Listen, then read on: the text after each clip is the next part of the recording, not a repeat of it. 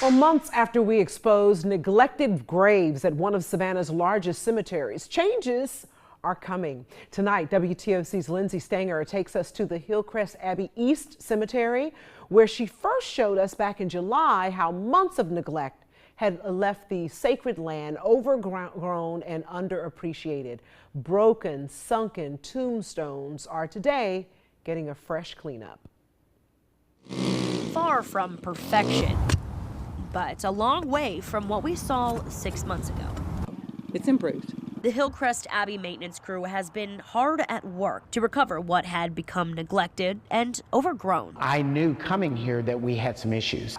So we had a lot of families, a lot of complaints, and a lot of people calling, demanding a reasonable scenario on why this happened and what my plan is to fix it. July 2025 is when the Reed family first came to WTOC with concerns. Right, your coat, Sean. They had to literally dig to find grave markers after a family trip to pay tribute to their loved ones. What we found was disappointing and even disturbing.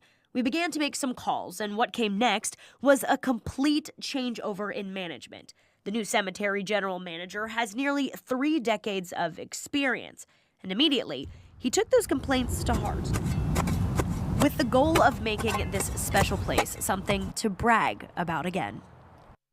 He says that since our story has aired, they've upgraded equipment, added staff, and focused on cleanup. There was some maintenance issues that were not being taken care of. It's a relief to Stephen McDonald and Rhonda Stafford, who have several family members buried here. As they came to place flowers for the holidays, they were pleased by the progress.